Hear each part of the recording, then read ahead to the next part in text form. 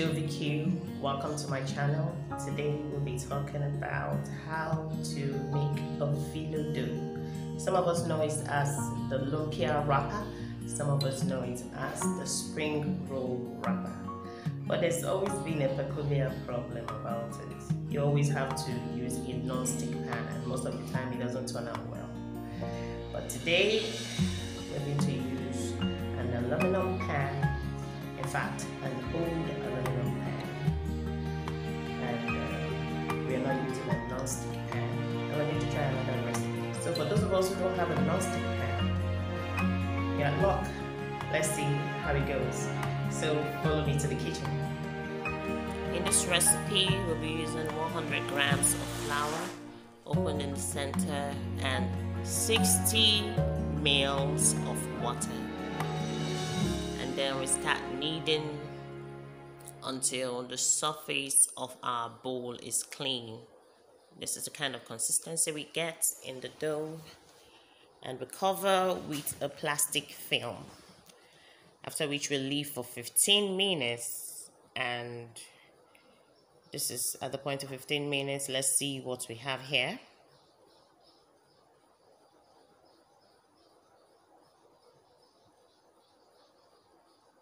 So you can see the dough is really elastic. This is what we should get after 15 minutes. So on a clean surface, sprinkle some flour.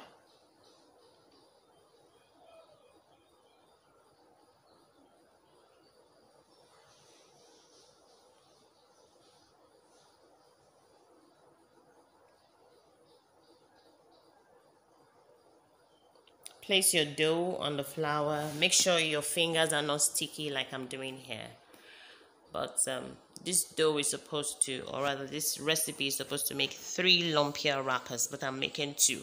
And you see the reason why you ought to make, no, not 3, sorry, 4 lumpia wrappers. You see the reason why you ought to have I ought to have divided it into 4. But just to make it fast, I'm doing this.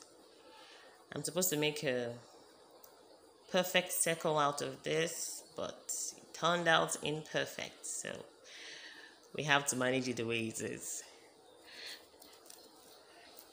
If you can divide them equally into 4 and make balls out of it, you might get a perfect circle. So I keep rolling. Once I roll, I turn to the other side to make sure some flour touches the dough and it doesn't get sticky or stick to my surface.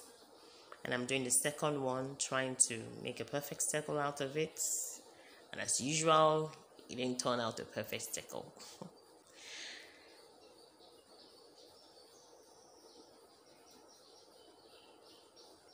So at this point I have to place some vegetable on it using a brush. If you have a bigger brush, please make do with it. I just laid my hands on this brush and that's what I'm using.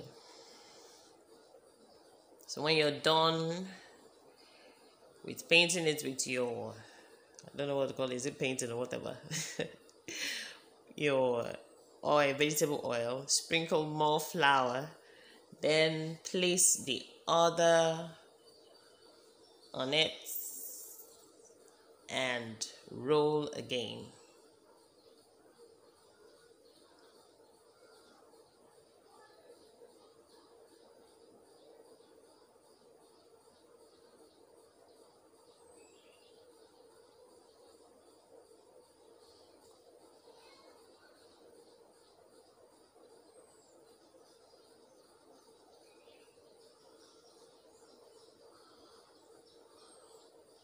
It's getting wider.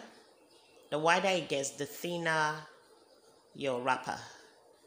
I want to make a square and I'm using my knife, even though it ended up being an imperfect square. And you see I have extra dough on 4 sides, sorry, of which if I had made it into 4, I would have just used it as a circle, since my frying pan is a circle, rather than bring this out.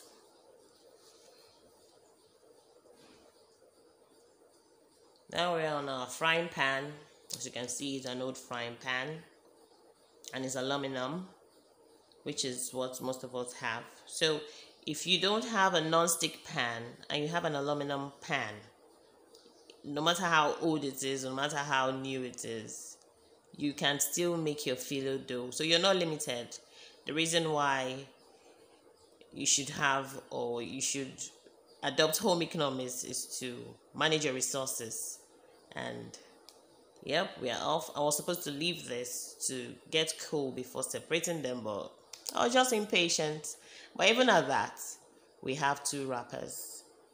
See how light it is, just like a wrapper. Then imagine what it would have been like if it had been 4. It would have been lighter than this. And you can do this. This is so much. This is so big, unlike the usual size. But we have our result, a very light phyllo dough. So if this has helped you and you feel it can help someone else, please share.